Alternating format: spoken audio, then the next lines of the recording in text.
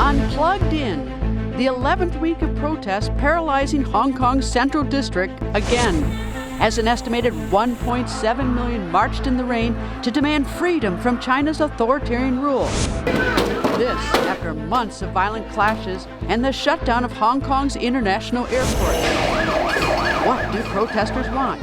Is Beijing prepared to use military force? And what could that mean for global business and trade? On this edition of Plugged In, the Hong Kong protests and fears of a China crackdown. Hello and welcome to Plugged In. I'm Greta Van Susteren. What started out weeks ago as opposition to an extradition bill that would have allowed suspects arrested in Hong Kong to be handed over to authorities in mainland China has now evolved into a large protest movement aimed squarely at maintaining Hong Kong's democratic freedoms and its special status within China.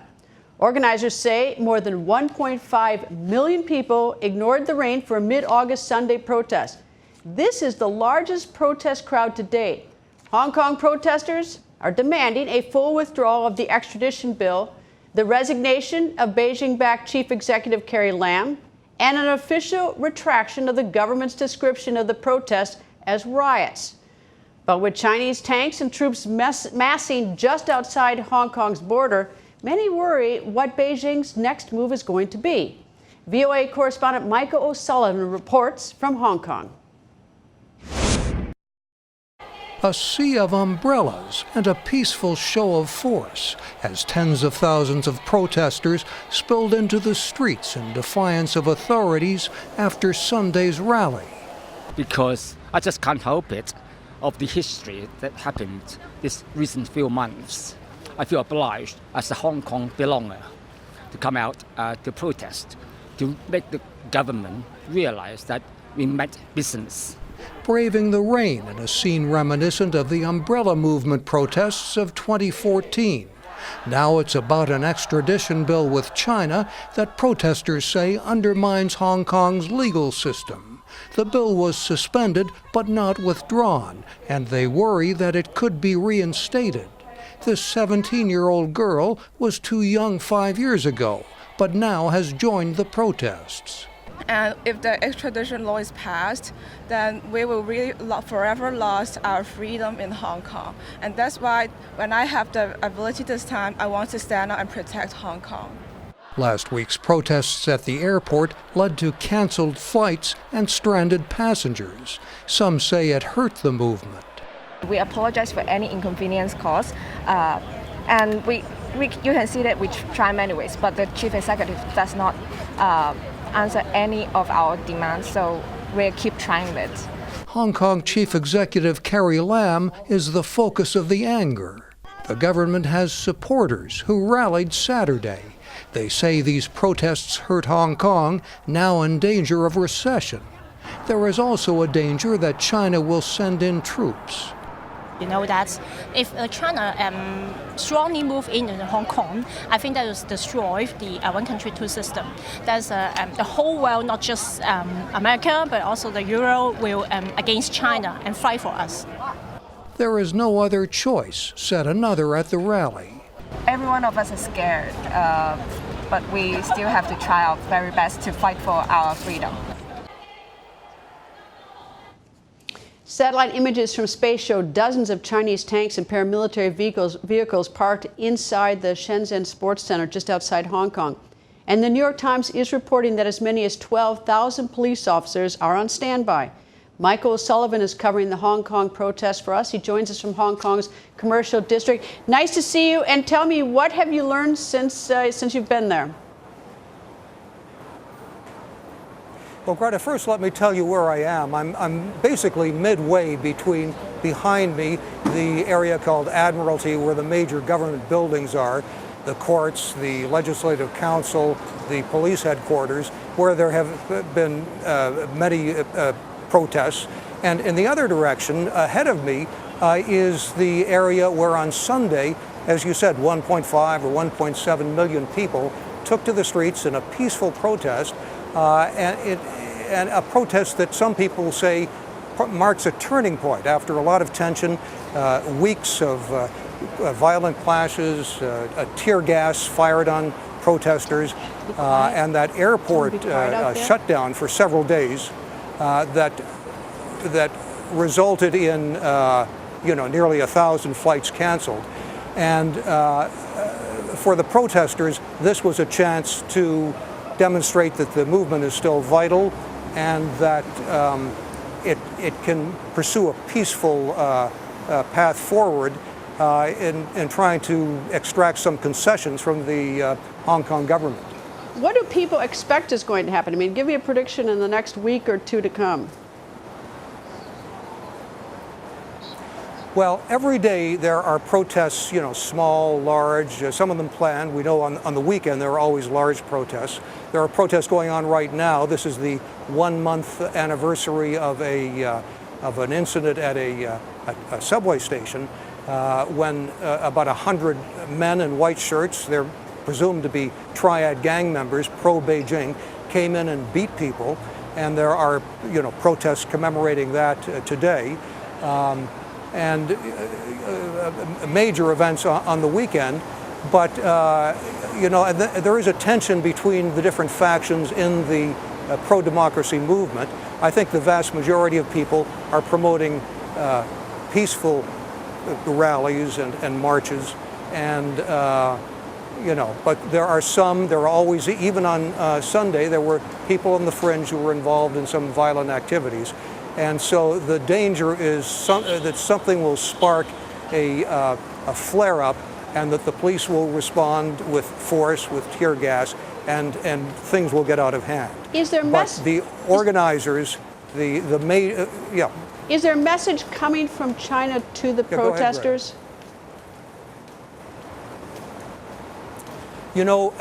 People are focused on Carrie Lam and the local government. They're aware of reports that the tanks are massed over the border. People say they are scared. They're worried about the possibility of a Chinese incursion. But when you talk to the more analytical people, they say it's probably unlikely unless things got really out of hand. As long as the police are able to keep a lid on things, we don't see buildings being burned. We don't see people being murdered in the streets. If that happened, there'd probably be a Chinese incursion. But as long as things are, a lid is kept on these protests, I don't think we'll see anything that drastic. Well, what is there to believe that the lid will be kept on the protests, or what is there to believe that the lid won't be kept on the protests? Well, I mean, we have to sort of go day by day and see how things develop. The police are being a little more conciliatory after Sunday's event, as is Carrie Lam. She's talking about the possibility of dialogue. And what has happened in the past with the 2014 umbrella movement is that even though it seemed to accomplish nothing, the government seems to, the Hong Kong government seems to back off. People are worried about the loss of the basic freedoms, freedom of expression, the rule of law, and if they back permanently off of this extradition bill and create some avenues for dialogue, that would point in a positive direction. Well, there's one the idea of dialogue, though. Part of the things the protesters want is they want Carrie Lam, who says that it should be dialogue. They want her to resign. And one of the other things that they're demanding, of course, is that the extradition bill, which is currently suspended and put on hold, that it be permanently eliminated. And it doesn't seem I don't see where, unless Carrie Lam is willing to budge on those, I don't see how the protesters are going to budge on their demands. Yeah, and I think that the protests will continue. What the local government is hoping is that they'll sort of lose momentum, and we'll just have to see whether they do, because Carrie Lam is probably not going to resign, at least immediately. She's not going to permanently withdraw the bill. That may happen in the future, but it's a question of saving face. And I think they're just hoping that the protests will lose some of their momentum and then there can be some kind of discussions. But you know, it's tough. It's hard to see any kind of concrete resolution to all of this. Well, with 1.5 or 1.7 million protesters taking to the street, does Carrie Lam, does she have supporters within Hong Kong? And if so, what are the groups that support her? Well, absolutely. You know, there are 1.5 million mainlanders here, at least people who have come in the past 20-some years since the handover of Hong Kong to China. Recent immigrants, and they tend to support Carrie Lam. Big business supports Carrie Lam, and there was on Saturday there was a large rally of pro-Beijing people, you know, business tycoons, CEOs, corporate CEOs, and the trade union movement is also pro-Beijing. So, in a sense, the establishment is pro-Beijing. But just not the protesters. The populace is, you know, if there were, but not the protesters, and they're a big chunk of this population. Indeed. Of 7.5 million. Thank you, Michael Sullivan, our West Coast bureau chief. Thank you. President Donald Trump described the protest in Hong Kong as a tricky situation for Chinese President Xi. Trump also expressed hope the issue would be resolved quickly and peacefully. I think it'll work out, and I hope it works out for liberty. I hope it works out for everybody, including China. I hope it works out peacefully. Hope nobody gets hurt. I hope nobody gets killed. The president also issued a tweet suggesting that a personal meeting between China's president and protest leaders might yield results, saying, "I know President Xi of China very well. He's a great leader who very much has the respect of his people. He's a good man in a tough business. I have zero doubt that if President Xi wants to quickly and humanely solve the Hong Kong problem, he can do it," adding, "Personal meeting?" President Trump expressed his wish to end the trade war with China. Now, this trade war has led to a great deal of volatility in global markets, but Trump also noted that Beijing needs to first deal with the Hong Kong problem. I spoke with the president's national security advisor, John Bolton, on China's handling of the Hong Kong protests and how that might impact U.S. relations with China. Here is part of that interview with Mr. Bolton. The Chinese have accused the United States of being the cause of all these demonstrations. They've said we're the black hand that's gotten all this started. And they've done things like publish private information about diplomats, U.S. diplomats in Hong Kong. That's the kind of thing that needs to stop. The Chinese have to look very carefully at the steps they take, because people in America remember Tiananmen Square. They remember the picture of the man standing in front of the line of tanks. They remember the statue of Lady Liberty. They remember voices of the Chinese people asking for freedom and democracy, and they remember the repression of the Chinese government in 1989. It would be a big mistake to create a new memory like that in Hong Kong. What's the cost, though, to China? I mean, those horrible memories that you just recited, I remember them. I remember watching them, but China's done fine in spite of that. Why not take another round at it? That one reason that we're engaged in a very difficult economic contest with China now is one reason that they did well after that was by stealing American intellectual property, engaging in forced technology transfer, and not just from the United States, but from Europe and Japan as well. Something like 60% of the investment in mainland China goes through Hong Kong. Why? Because it has a judicial system that's trustworthy, based on the English model that we know in this country. The courts are thought to be impartial. If Hong Kong loses that reputation because of a bad decision by the Chinese government, they'll have significant economic consequences in China this time. And I can tell you from what I've heard just in the past few weeks, the mood in Congress is very volatile at this point. And a misstep by the Chinese government, I think, would cause an explosion on Capitol Hill. What do you think President Xi is thinking about what's going on in Hong Kong? Well, I think if he's worried about the steps that he might take in the future, he's also worried about the spirit that everybody else in China can see about Hong Kong. They want their freedom. And I think what the United States expects, at a minimum, is that China will uphold the treaty agreement it made with the United Kingdom when Hong Kong was handed back to China, the commitment for one country but two systems, that for 50 years after the handover, Hong Kong would maintain its unique system and the freedoms that were left to it by the British. If that treaty is violated, that's a significant credibility problem for Beijing. How Hong Kong, a former British colony, arrived at this moment in time to become the test case for China's one country, two systems policy is a long and colorful story. It dates back to the 18th century. Starting in 1842, when China and Britain signed the Treaty of Nanking, ceding control of Hong Kong Island to the British. In 1898, China leases Hong Kong and 200 other islands to Great Britain for 99 years. But by 1941, with the Second World War underway, Japan takes over Hong Kong, causing a mass exodus to mainland China. Britain regains control after the end of the war.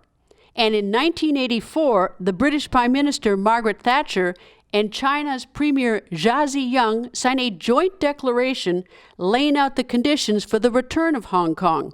Under the agreed-upon one country, two systems agreement, Hong Kong retains its capitalist economic system and its hybrid political system for 50 years starting in 1997. On July 1st, 1997, Hong Kong is officially returned to Chinese control as a special administrative region. To drill down on how China's handling of the crisis in Hong Kong might impact U.S.-China trade and future stability in the region, we are joined by Michael O'Hanlon. He's a senior fellow and director of research and foreign policy at the Brookings Institution. Thank you for joining us. And before I get to the question of the impact, what's in this for China? Why does China care about Hong Kong? Hi, Greta. Well, as you know, Hong Kong is one of the main economic engines in China. It has probably 10 or 12 big city engines of that type along the East Coast. But Hong Kong is the finance center. It's also, of course, as you just explained in that very precise and concise history, it's also a symbol of China's return to its previous status, a period during which it's now eliminated the yoke of domination by European and Japanese powers. And so the return of Hong Kong symbolizes, in a sense, the return of the Middle Kingdom, the way China used to think of itself as the great power of Asia, maybe even the greatest power on earth. So for symbolic reasons, as well as financial and general economic ones, Hong Kong is very important. It's also important, as you know, as a potential harbinger of what could happen with Taiwan. And this is where China feels a lot of constraints on its current possibilities for action, because if it were to do anything smacking of Tiananmen-like measures, it would, for very many decades to come, if not forever, make it unrealistic to think that Taiwan would ever voluntarily rejoin even some broader Chinese confederation. But that is a core goal, if not the top goal, of President Xi, to get Taiwan back. So it has that ramification, that implication for the future, as well as for current economic and symbolic reasons. So what is the sort of direct impact of these protests on the United States and as the world generally, and is the world's interest different than the United States' interest?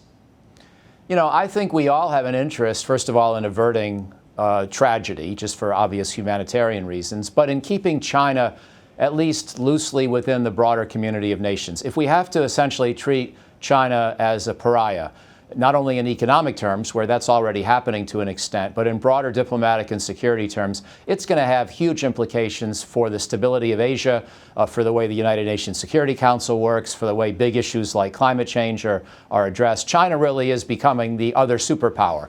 And, you know, maybe still a step or two behind us in most ways. But I think the word superpower is appropriate to describe its importance in the world economy, in world security, in world diplomacy. And if China winds up essentially being a bad boy on the outs from proper cooperation because it uses brutality within Hong Kong and symbolizes and signals that it is not going to be evolving in a positive way in terms of its own human rights, its own governance, that's going to make for a different world, not just for a different Hong Kong. So I think we all have a huge stake. Do you fear or foresee a Tiananmen Square type incident or not? What's your prediction? I realize it's almost impossible without a crystal ball, but what's your prediction? Where are we headed?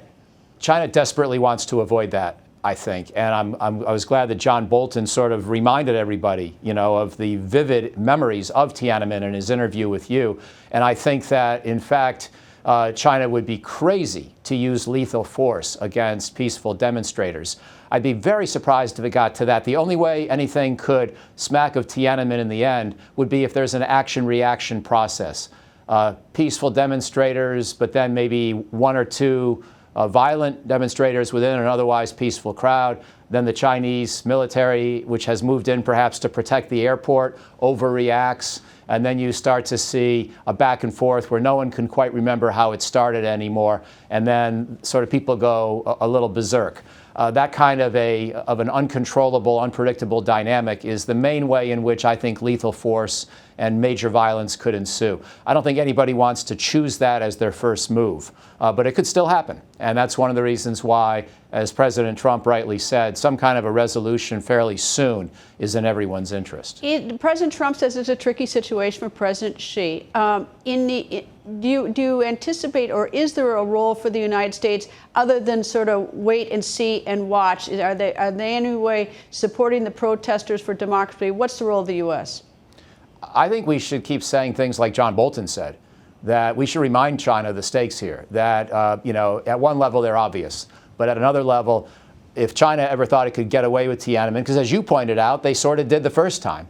And we've got to remind them things have changed. In the 30 years since, we're in a less forgiving mood. We've seen more Chinese aggressiveness in the region. We've seen a greater Chinese power. We've seen 30 years of Chinese economic exploitation of a number of relationships. We're not going to be as forgiving. I actually think that message does need to get through. At the same time that, of course, we call for the demonstrations to remain peaceful and, to the extent possible, non-disruptive of the Hong Kong economy. It really is a remarkable number of people. As you're well aware, we have these million-man, million-woman marches in Washington. We debate about whether the inauguration attendance was 900,000 or 1.2 or 1.5 million. Apparently, there are that many people out in this last demonstration in Hong Kong from a city of, the size of New York. So it's an extraordinary outpouring of enthusiasm and of concern by the residents of Hong Kong. And I think, China's got to take note of that. As always, Michael, thank you very much. Among the casualties of the Hong Kong protests is Cathay Pacific Airlines CEO Rupert Hogg. He resigned August 16th after China rebuked the Hong Kong airline for the participation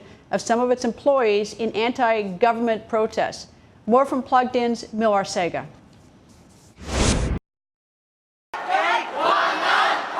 Caught in the middle of the anti-Beijing rallies, Hong Kong's official carrier, Cathay Pacific Airways, forced to cancel flights after protesters took over Hong Kong's international airport August 12th.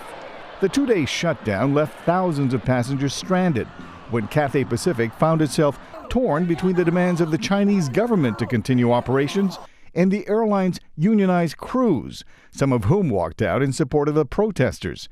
The walkout left cargo destined for overseas markets lying on the tarmac for hours. The airport shut down, and Cathay's handling of pilots and employees sympathetic to the protest movement drew the ire of Beijing regulators, leading to the resignation of Cathay Pacific CEO Rupert Hogg after only 27 months on the job. Cathay shares are expected to recover, but analysts say the bigger challenge for the airline moving forward is winning back the confidence of mainland Chinese authorities and airline customers. Mil Arcega, VOA News, Washington. Cathay's now former CEO is being hailed a hero after reports that Hogg was ordered by China to name employees who took part in the protest. According to reports, Hogg did comply, but provided Beijing with only one name, his own.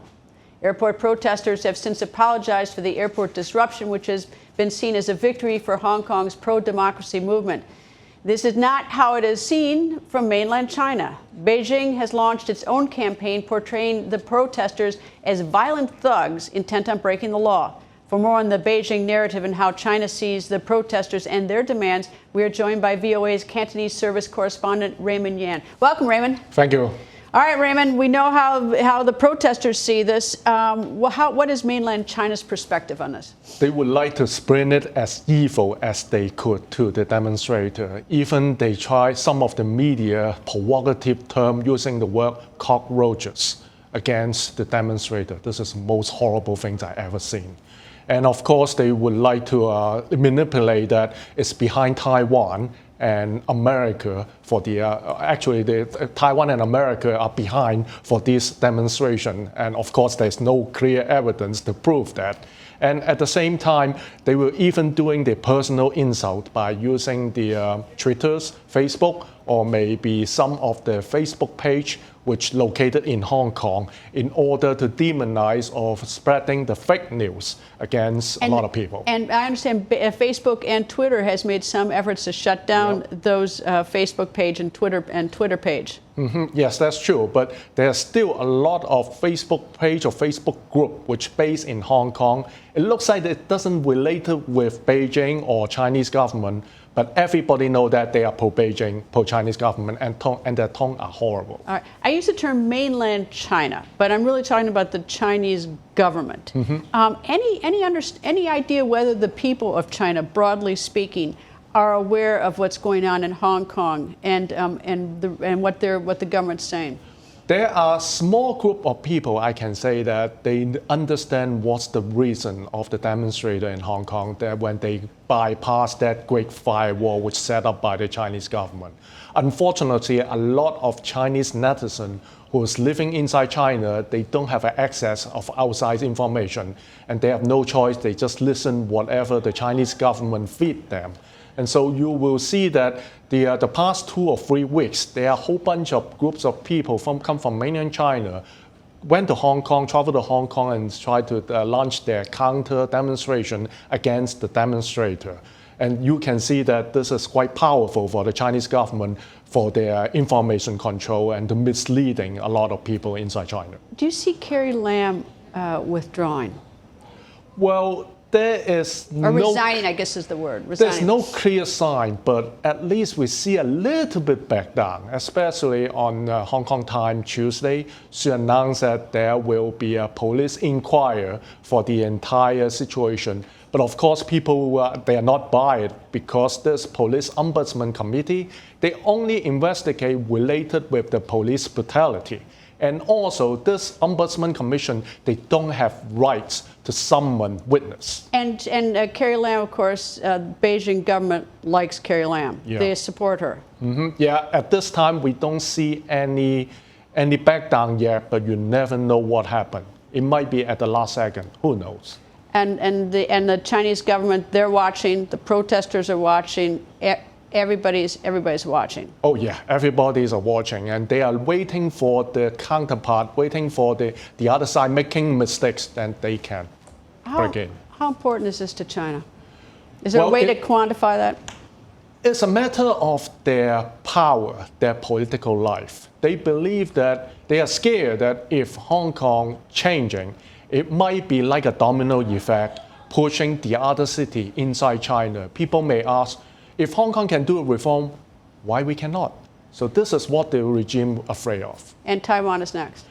Taiwan. I mean, in their mind, I would assume they would. I mean, that's one of the things that mainland China is thinking about. Taiwan is afraid that they are going to follow the footsteps of the current situation, like in Hong Kong. So that's why they are very gung-ho on anti-fake news come from China. And they are very resistant, very reluctant about the Chinese, the Beijing proposal, or the unifications proposal, because they never know what happened inside those agendas. Raymond, thank you. That's all the time we have for today. Stay plugged in by liking us on Facebook at Voice of America. You can also like my Facebook page at facebook.com/Greta. And do follow me on Twitter at Greta. Thank you for being plugged in.